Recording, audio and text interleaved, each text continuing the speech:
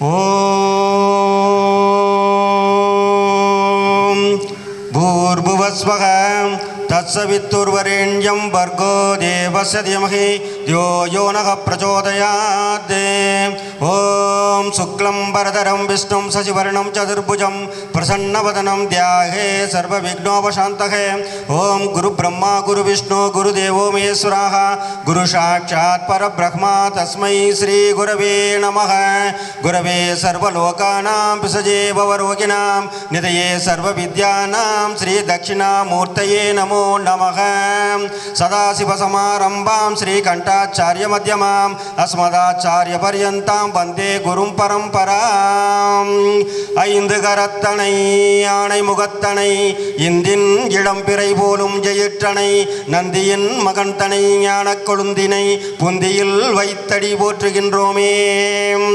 கல்வி கடலே கலைவாணி கலைகள் யாவையும் தருபவளே எல்லையில்லா ஜோதி சுடருளியே பிள்ளை எனக்கு நீ அருள் தந்திடுவாயே பிள்ளை எனக்கு நீ அருள் தந்திடுவாயே. ஓம் புதாய நமக ஓம் குரவே நமக ஓம் சுக்ராய நமக ஓம் சனீஸ்வராய நமக ஓம் ராகவே நமக ஓம் கேதவே நமோ நமக. ஹரஹர நம பார்வதிபதையே ஹரஹர மகாதேவா. தென்னாடுடைய சிவனே போற்றி எந்நாட்டவர்க்கும் இறைவா போற்றி. ஏகம்பத்துரை எந்தாய் போற்றி பாகம் பெண்ணொரு ஆனாய் போற்றி. தென்தில்லை மன்றினுள்ளாடி போற்றி இன்று எனக்கு ஆரமுது ஆனாய் போற்றி. ஆரூர் அமர்ந்த அரசே போற்றி சீரார் திருவையாரா போற்றி. அண்ணாமலை அம்மண்ணா போற்றி கண்ணார் அமுத கடலே போற்றி. பராய்த்துறை மேவிய பரணே போற்றி சிராப்பள்ளி மேவிய சிவனே போற்றி. ஆடக மதுரை அரசே போற்றி கூடல் இளங்கு குருமணி போற்றி. சீரார் பெருந்துரை நம் தேவனடி போற்றி ஆராத இன்பம் வருளும் மலை போற்றி. காவாய் கனகத்திரளே போற்றி கைலை மலையானே போற்றி போற்றி. திருச்சிற்றம்பலம். ஏரகநாயக என் குருநாயக தாரகநாயக சண்முகநாயக காரகநாயக கதி தருநாயக பாரகநாயக பாத நமஸ்தே. இல்லக விளக்கதே இருள் கெடுப்பதே சொல்லக விளக்கதே சோதி உள்ளதே. பல்லக விளக்கதே பலரும் காண்பதே நல்லக விளக்கதே நமச்சிவாயவே. ஓம் தீபோ ஜோதிஹி பரபிரஹ்ம தீபோ ஜனார்தனஹ தீபோ ஹரது மே பாபம் பிராத்தः தீப நமோஸ்துதே. சுபம் கரோத் கல்யாணம் ஆரோக்கியம் சுக சம்பதாம் மம புத்தி பிரகாசம் ச தீபர் ஜோதி நமோஸ்துதே. சுபம் பவத் கல்யாணம் ஆரோக்கியம் புஷ்டிவர்தனம் ஆத்ம தத்வ பிரபோதாய தீபர் ஜோதி நமோஸ்துதே. ஓம் ஆதிலக்ஷ்மி நமோ நமக சந்தானலக்ஷ்மி நமோ நமக கஜலக்ஷ்மி நமோ நமக கணலக்ஷ்மி நமோ நமக தானியலக்ஷ்மி நமோ நமக விஜயலக்ஷ்மி நமோ நமக மகாலக்ஷ்மி நமோ நமக வீரலக்ஷ்மி நமோ நமக சந்தானலக்ஷ்மி நமோ நமக ஐஸ்வர்யலக்ஷ்மி நமோ நமக. ஓம் அஷ்டலக்ஷ்மி தேவியாக நமோ நமக. ஓம் நாராயணாய வித்மகே வாசுதேவாய தீமஹி தன்னோ விஷ்ணு பிரச்சோதயாத். ஓம் மகாதேவியை ச வித்மகே விஷ்ணு பத்னி ச தீமஹி தன்னோ லக்ஷ்மி பிரச்சோதயாத். ஓம் சுபமஸ்து சித்திரஸ்து சம்ருத்திரஸ்து ஆயுஷ்யமஸ்து ஆரோக்கியமஸ்து சர்வே ஜனாः சுகினோ பவन्तु समस्त सन्मङ्गलानि सन्तु उत्तरोत्तराभिवृद्धिरस्तु उत्तरे कर्मणि अभिघ्नमस्तु. ஓம் குருவே துணை குருவே சரணம். ஓம் குருவாழ்க குருநாதர் வாழ்க எந்தன் வாழ்க என் ஆச்சாரியார் வாழ்க எவ்வாளை மறந்தாலும் குருவாளை நான் மறவேனே. ஓம் குருவே துணை ஓம் குருவே துணை ஓம் குருவே துணை. நற்சக்தி நற்சக்தி நற்சக்தி நல்லதே நடக்கும் நல்லது மட்டுமே நடக்கும். ஸ்ரீ யோக வராகி சக்தி பீடம் மற்றும் எஸ்கே ஜோதிட பயிற்சி மையம் இணைந்து நடத்தும் 11வது ஜோதிட மாதாந்திர கருத்தரங்கத்திற்கு வந்துள்ள அனைவரையும் வருக வருக என்று வரவேற்கின்றேன்.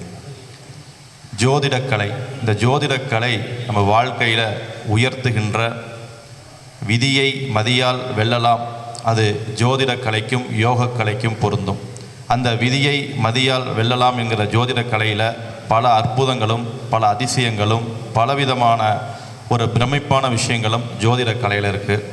அந்த ஜோதிட கலையில் தமிழ்நாடு முழுவதும் பல ஆயிரம் ஜோதிடர்கள் தங்களுடைய பல கருத்துக்களையும் சிறப்புகளையும் மக்களுக்கு வழங்கி வராங்க. அவர்களில் இந்த கருத்தரங்கத்திற்கு ஒரு சில பேரை நம்ம தேர்ந்தெடுத்து இந்த 11வது மாதாந்திர கருத்தரங்கத்திற்கு சிறப்பு நட்சத்திர பேச்சாளர்களாக நாம் இன்றைக்கு அழைக்கிறோம். இன்று வருகை புரியும் அனைவருக்கும் உயர் திரு என்னுடைய குருநாதர் மருதமலை குருஜி ஐயா அவர்களுக்கும், உயர் திரு பஞ்சாங்க ஜோதிட கணித நிபுணர் திரு MV நரநாராயணன் அவர்களையும், திரு ரவி ஜெயக்குமார் அவர்களையும், திரு ஏழுமலை அவர்களையும், திரு ஆனந்தி அவர்களையும், திரு வெள்ளையன் அவர்களையும், திருமதி ஜெயலலிதா அவர்களையும், உயர் திரு செல்வமணி அவர்களையும், திருமதி ரோஸ்லின் ராணி மேடம் அவர்களையும், வடலூர் துரை ஐயா அவர்களையும், ஜோதிட ஸ்ரீராம் அவர்களையும், திரு வைத்தீஸ்வரன் அவர்களையும் இந்த SK ஜோதிட பயிற்சி மையம் சார்பாகவும் யோக சக்தி வராகி பீடத்தின் சார்பாகவும் வருக வருக என்று அழைக்கின்றோம். இன்றைய 11வது ஜோதிட கருத்தரங்கத்தில் முதல் பேச்சாளராக அருமைமிகு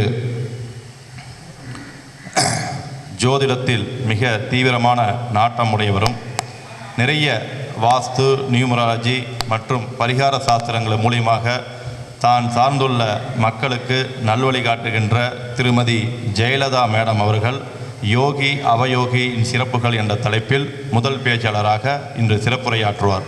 அவர்களை வருக வருக என்று வரவேற்கிறோம்.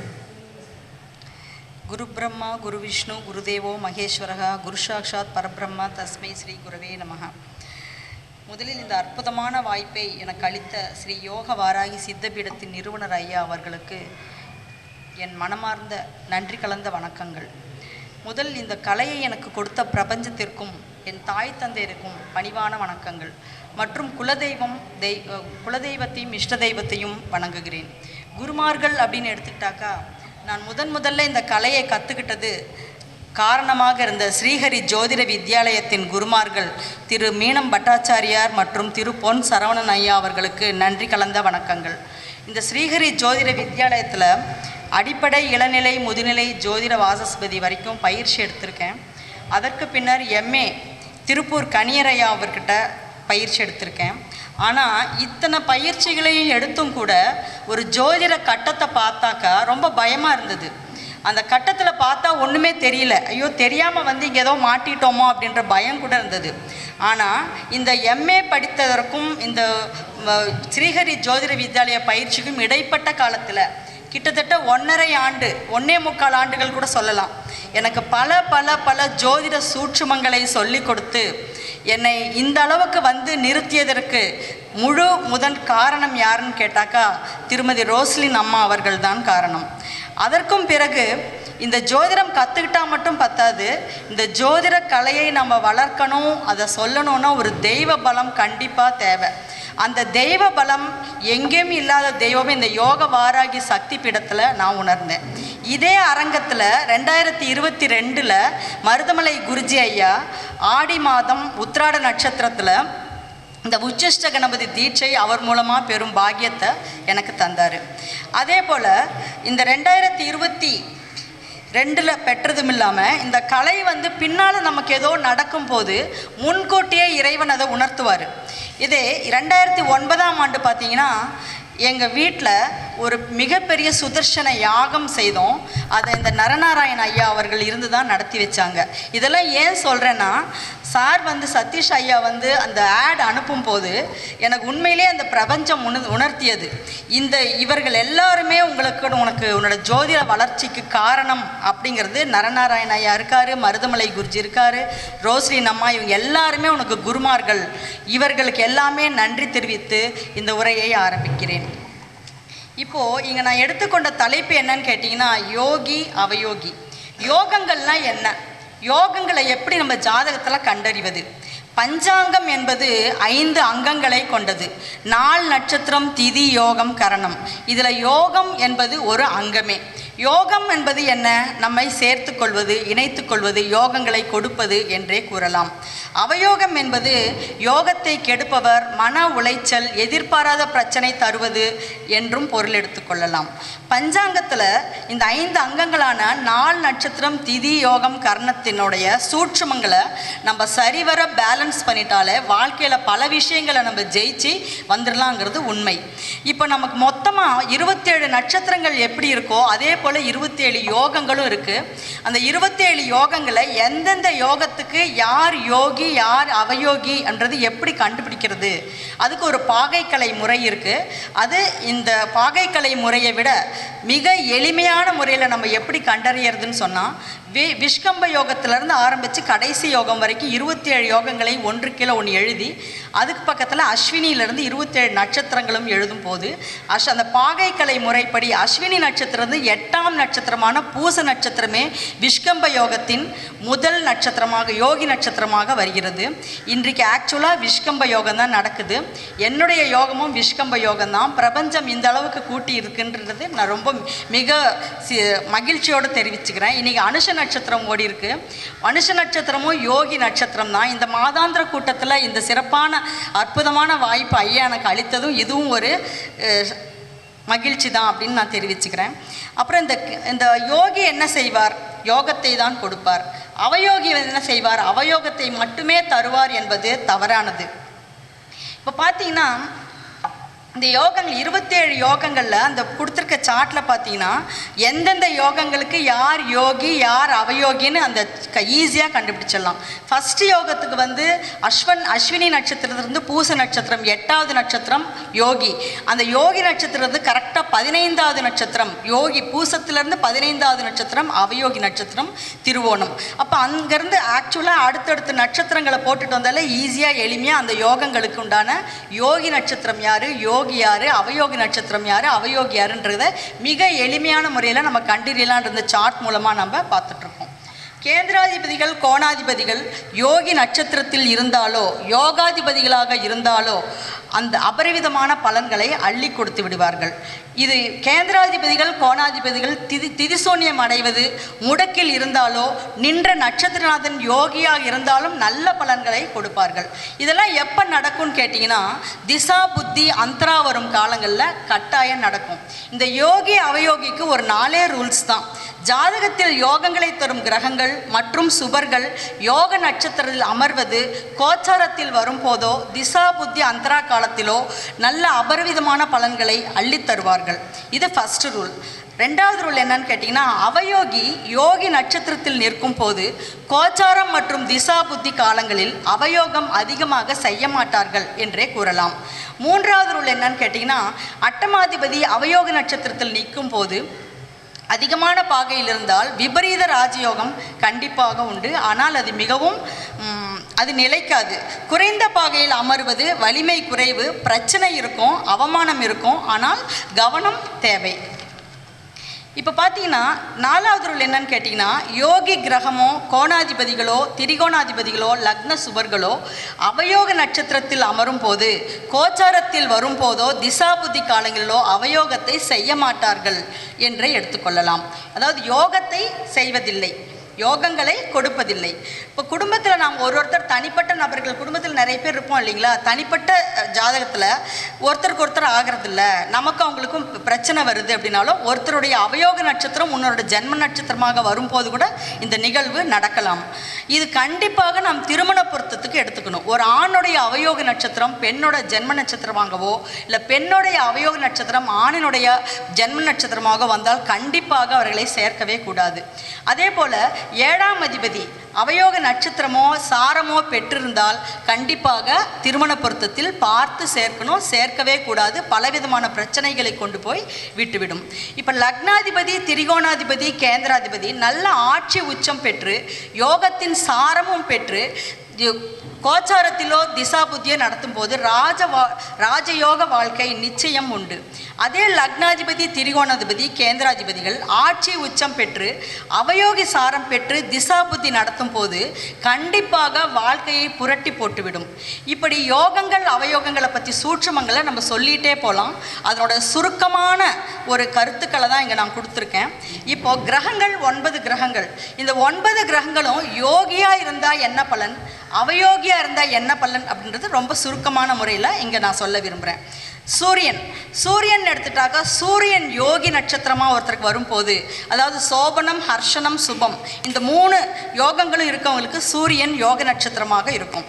அவங்களுக்கு சூரியன்னா யார்? தந்தையார், மாமனார், இவங்கெல்லாம் சாதகமாக இருப்பார்கள். அரசாங்க நன்மை உண்டு, தலைமை பொறுப்பு கிடைக்கும், வாழ்க்கையில் ஜெயிப்பார்கள் என்று கூறலாம்.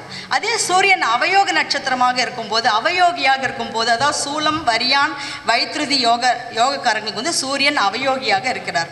அவங்களுக்கு மேற்சொன்ன இந்த தந்தை, மாமனார் உறவுகள் சில கருத்து வேறுபாடுகள் வரலாம். கவர்மெண்ட்டோட இது சப்போர்ட் ஆகாது. சட்டத்திற்கு புறம்பான வேலைகள் இவங்க செய்யவே கூடாது. கவர்மெண்ட் ரெகக்னிஷன் இல்லாத எந்த வேலையும் இவங்க செய்யவே கூடாது. லஞ்சம் கொடுத்து மாட்டிக்கொள்பவர்கள் இவர்கள்தான். உயிர்களை கொல்லவே கூடாது. அடுத்து சந்திரன் எடுத்துக்கிட்டாக்கா, சந்திரன் யோகியாக இருப்பவர்கள். சந்திரன் யாருக்கெல்லாம் யோகி? அதிகண்டம், வஜ்ரம், சுப்ரம், இவங்க இந்த யோகங்களுக்கெல்லாம் சந்திரன் யோகியாக இருப்பார். சந்திரன்னா யாரு? தாயார், மூத்த பெண்கள், தாய்மை அடைந்த பெண்கள், இவரோட அனைத்து பேருடைய ஆதரவும் அவர்களுக்கு கண்டிப்பாக உண்டு. அனைத்தையும் விட அன்னை பராசக்தியின் பரிபூரண அருள் கண்டிப்பாக கிடைக்கும். இவங்க பார்த்தீங்கன்னா காலபுருஷ தத்துவப்படி 4ஆம் இடம் சந்திரன் வீடு. வண்டி, வாகனம், வீடு, சொத்து, சுகம், கௌரவம், அந்தஸ்து இதெல்லாம் தானாகவே அவங்களுக்கு அமையக்கூடிய யோகம் கண்டிப்பாக கிடைக்கும். சந்திரன் அவயோகியாக இருக்கும் போது விஷ்கம்பம், கண்டம், பரிகம் இந்த யோகம் இருக்கவங்களுக்கெல்லாம் சந்திரன் அவயோகி. இவங்களுக்கெல்லாம் தாயார் இடத்துல சில கருத்து வேறுபாடுகள் இருக்கும், மாமியார் இடத்துல சில கருத்து வேறுபாடுகள் இருக்கும், மூத்த பெண்கள் இடத்துலையே எப்போ பார்த்தாலும் பிரச்சனை வந்துக்கிட்டே இருக்கும். அவர்களை ஏமாற்றக்கூடாது. அவயோகியை எப்பயுமே நம்ம ஏமாற்றக்கூடாது, நிந்திக்கக்கூடாது, பழிச்சொல் பேசக்கூடாது. அவங்ககிட்ட சரண்டர் ஆகிடணும். ஒன்று சரண்டர் ஆகணும், இல்லை விலகி போய் அவங்ககிட்ட ஃப்ளெக்சிபிளாக அட்ஜஸ்ட் பண்ணிட்டு போயிடணும். அவ்வளோதான். அவயோகியை ஜெயிக்கவே முடியாது. அப்போது சந்திரன் அவயோகியாக இருந்தால் ஷேர் மார்க்கெட் பண்ணவே கூடாது. சர்வீஸ் பண்ணலாம், கேட்டரிங் பண்ணலாம், சைக்காலஜி சப்ஜெக்ட் அவங்க படிக்கலாம். அடுத்து செவ்வாய் யோகியாக இருந்தால் என்ன? செவ்வாய் யார் யாருக்கெல்லாம் யோகி? சுகர்மம், சித்தி, பிராமியம் இந்த 3 யோகங்களுக்கும் செவ்வாய் யோகியாக இருக்கார். செவ்வாய்னா யார்? காரக உறவுல சகோதரன், சகோதரி, பெண்களுக்கு கணவர், நிலபுலன் தானாகவே அமையும். அதுவும் செவ்வாய் ஆட்சி கிரகமாக இருந்து, நல்ல யோக கிரகமாக இருந்து, நல்ல திசா புத்தியும் செவ்வாய் நடத்தும் போது அவங்க ஆட்சி அதிகார பதவியான IAS, IPS பதவியில் கூட உட்கார்றதுக்கு நிறைய வாய்ப்புகள் இருக்குது. கணவனினோட பெண்களுக்கு செவ்வாய் யோகி நட்சத்திரமாக வரும்போது கணவருடைய பரிபூரண அன்பு கண்டிப்பாக உண்டு. அதே செவ்வாய் அவயோகியாக இருக்கும்போது, செவ்வாய் அவயோகி எந்தெந்த யோகங்களுக்கு இருக்குது? பிரீத்தி, விருத்தி, சிவம் இந்த யோகங்களுக்கெல்லாம் செவ்வாய் அவயோகி. செவ்வாய்னா என்ன? சொத்து, அதாவது நிலபுலன். இவங்களுக்கு சொத்து தகராறு இருக்கும், உயர் அதிகாரத்தை எப்போ பார்த்தாலும் பிரச்சனை வந்துக்கிட்டே இருக்கும். ரொம்ப கேர்ஃபுல்லாக நடந்துட்டுருக்கணும். யூனிஃபார்ம் போட்டு வேலை செய்யக்கூட பகைத்து கொள்ளக்கூடாது. அவர்களை அவச்சொல் பேசவே கூடாது. அடுத்து புதன் யோகியாக இருந்தால் என்ன பலன்? புதன் யாருக்கெல்லாம் யோகி? பிரீத்தி, விருத்தி, சிவம் இந்த யோகங்களை பெற்றவர்கள்லாம் புதன் யோகியாக இருப்பார். புதன்னா என்ன? கல்வி, மேத்ஸு, ஜோதிடம், கம்யூனிகேஷன், பத்திரப்பதிவு இதெல்லாமே புதன் தான். அப்போ புதன் யோகியாக இருந்தால் கல்வியில் நல்லா மேன்மையாக வருவாங்க, நல்ல நண்பர்கள் அமைவார்கள், பத்திர பிரச்சனை என்பதே அவங்களுக்கு இருக்காது. மேத்ஸ் நல்லா மேத்ஸ் நல்ல நாலெட்ஜபிளாக இருப்பாங்க, ஜோதிடம் நல்லா எளிதில் கற்கலாம். அவர்களோட பெருமாளின் பரிபூரண அருள் கண்டிப்பாக கிடைக்கும். அதே புதன் அவயோகியாக இருக்கும் போது, அதாவது அதிகண்டம், வஜ்ரம், சுப்ரம் இந்த யோகங்களை பிறந்தவங்களுக்கு புதன் அவயோகி. இவங்களுக்கெல்லாம் பார்த்தீங்கன்னா கல்வியில் சில மந்த நிலைகள் இருக்கும், மேத்ஸு, ஜோதிடம்லாம் கொஞ்சம் வீக்காக இருப்பாங்க, நல்ல நண்பர்கள் கிடைக்க மாட்டாங்க, எப்போ பார்த்தாலும் பத்திர பிரச்சனை வருவதற்குண்டான வாய்ப்புகள் உண்டு. இவங்க ஆரோக்கியத்தில் கண்டிப்பாக கவனம் தேவை. ஏன்னா காலபுருஷ தத்துவப்படி 6ஆம் இடம் புதன் வீடு. ஆரோக்கியத்தில் கண்டிப்பாக கவனம் தேவை. திருநங்கைகளை இவர்கள் அவமதிக்கவே கூடாது. பேசும்போதே பிரச்சனை வரும். புதன்னா கம்யூனிகேஷன், நான் பேசினாலே பிரச்சனை வருது அப்படின்னு சொல்கிறவங்களுக்கெல்லாம் பார்த்தா புதன் அவயோகியாக இருக்கிறதுக்கு நிறைய வாய்ப்புகள் இருக்குது. ரொம்ப ஜாக்கிரதையாக பேசணும். அடுத்தது குரு யோகியாக இருந்தால் என்ன பலன்கள்? குரு யோகியா எந்தெந்த யோகங்களுக்கு இருக்காரு? சூலம், வரியான், வைத்திருத்தி இந்த யோகங்கள் இருக்கவங்களுக்கெல்லாம் குரு யோகியாக இருப்பாங்க. குருங்கிறது என்ன? 9ஆம் வீடு, பாக்யஸ்தானம். குருவினோட பரிபூரண அருள் எங்களுக்கு இருக்கும். வாழ்க்கையில் ராஜயோக வாழ்க்கை கண்டிப்பாக உண்டு. ஆன்மீக பற்று, ஆன்மீக ஞானம், பக்தி, அதில் பெயர் புகழ் அடைவதற்கு நிறைய வாய்ப்புகள் கிட்டும். நல்ல குருமார்கள் இருப்பாங்க. ஜோதிடம் நல்லா சூப்பராக வரும். வட்டி தொழில் செஞ்சால் இவங்க ஜெயிக்கலாம். அதே குரு அவயோகியாக இருக்கும் போது சௌபாகியம், வியாகதம், சாத்தியம் இவங்களுக்கெல்லாம் குரு அவயோகி. இவங்களுக்கு வந்து பார்த்திங்கன்னா நல்ல குரு கிடைக்க மாட்டாங்க. அப்படியே குரு ஆசிரியர்களுக்கு நல்ல பெயர் எடுக்க முடியாது. இவர்கள் குரு அவயோகியாக இருக்கவங்களாம் ட்ரஸ்ட்டு, சேரிட்டி, ஆசிரியர்கள்லாம் அவமதிக்கக்கூடாது, நிந்திக்கக்கூடாது. அது மறுபடியும் பிரச்சனைக்கு உள்ளாகிடும். வட்டி தொழிலில் மாட்டிக்கிறவங்களாம் இந்த குரு அவயோகியாக இருக்கவங்க தான் என்று சொல்லலாம். அடுத்து சுக்கிரன் யோகியாக இருந்தால், அதாவது சௌபாகியம், வியாகதம், சாத்தியம் இந்த யோகங்கள் இருக்கவங்க சுக்கிரன் யோகி. சுக்கிரன்யா யார்?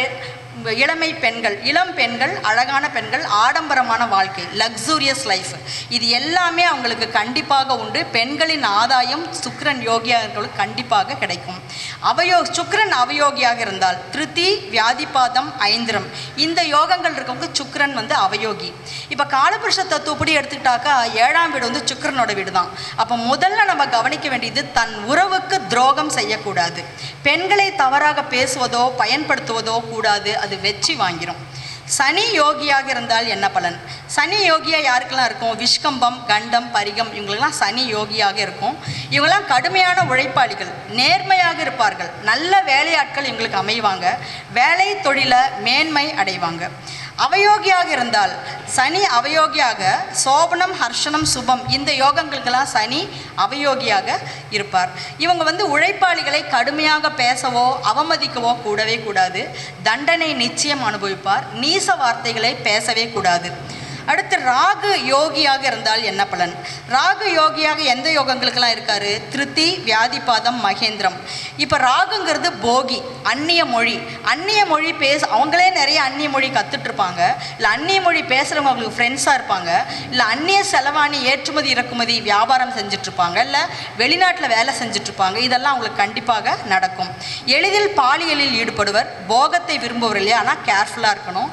பிரம்மாண்டமான ஆசை இருக்கும், கேர்ஃபுல்லாக இருக்கணும். ராகு மட்டும் யோகியாக அமைஞ்சால் ரொம்ப ரொம்ப கேர்ஃபுல்லாக ஹேண்டில் பண்ணணும்.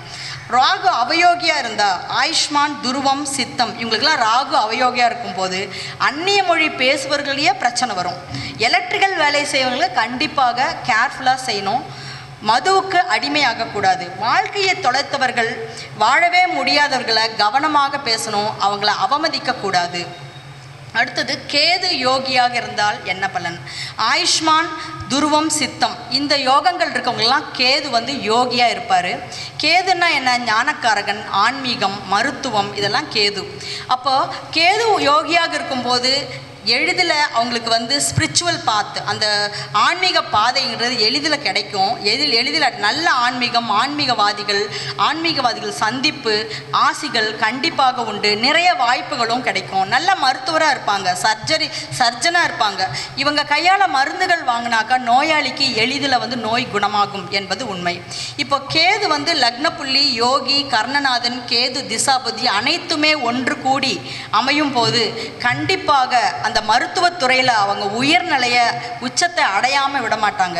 அதே போல் சந்நியாசி யோகம் அதிலும் உயர்ந்த ஸ்தானத்தில் தான் இருப்பாங்க. மற்றும் சித்தர்கள், குருமார்கள் பரிபூர்ண ஆசி கண்டிப்பாக கிடைக்கும். அதே கேது அவயோகியாக இருக்கும்போது சுகர்மம், சித்தி, பிராமம் இந்த யோகத்தில் இருக்கவங்களுக்கு போராட்டமான வாழ்க்கை இருக்கும். ஸ்பிரிச்சுவல், ஜோதிடம் அதெல்லாம் வந்து தவறாக பேசக்கூடாது, பிரச்சனைகளை சந்திப்பாங்க. சர்ஜரி மட்டும் ஒரு விதிவிலக்கு. ஏன்னா சர்ஜரிங்கிறது என்னென்னா ஒருவரின் பிரச்சனைகளை தீர்க்கும் வேலை, அதனால் அது மட்டும் விதிவிலக்கு. இந்த யோகி அவயோகிங்கிறது பார்த்திங்கன்னா எதிரெதிரில் இருந்தாலும் அவயோகிட்ட நம்ம சரண்டர் ஆயிடணும், இல்லை அவயோகிட்டிருந்து விலகி இருக்கணும். இந்த அவயோகின்னு பேசுகிறோம், நமக்கு எல்லாருக்குமே ஒரு அவயோகின்றது ஒரு இருக்கும். அதனோட தாக்கங்களை நம்ம எப்படி குறைச்சிக்கிறது அப்படின்னு பார்த்தா இந்த 9 கிரகங்களுக்கும் உண்டான தானியங்கள் இருக்குது. அதை அப்பப்போ வந்து நம்ம என்ன பண்ணோம், அதிகப்படையில் அந்த அவயோகம் வர்ற அன்னைக்கு நம்ம தானங்கள் கொடுக்கணும். ஃபார் எக்ஸாம்பிள் விஷ்கம்ப யோகம்னு எடுத்துக்கிட்டாக்கா அதில் யோகி கிரகம் சனி, அவயோக கிரகம் திருவோணம். திருவோண நட்சத்திரத்துக்கு அதிபதி யாருன்னு கேட்டிங்கன்னா சந்திரன். சந்திரன்னா என்ன? நீர், பால், உணவு, அம்பாள். அப்போ அதிகப்படியாக இவங்கள் வந்து என்ன பண்ணணும், அம்பாளுக்கு பால் அபிஷேகம் பண்ணலாம், நீர் தானம் பண்ணணும், உணவு தானம் பண்ணணும். இப்படிலாம் செய்யும் போது அவயோகங்களின் தாக்கங்கள் கண்டிப்பாக குறையும் என்பது ஐயமில்லை என்று கூறி மீண்டும் இந்த அற்புதமான வாய்ப்பை எனக்கு அளித்த ஸ்ரீ யோக வாராகி சக்தி பீடத்தின் நிறுவனர் யோகாநாத் குருஜி அவர்களுக்கு நன்றி கூறி என் உரையை முடித்துக்கொள்கிறேன். நன்றி, வணக்கம்.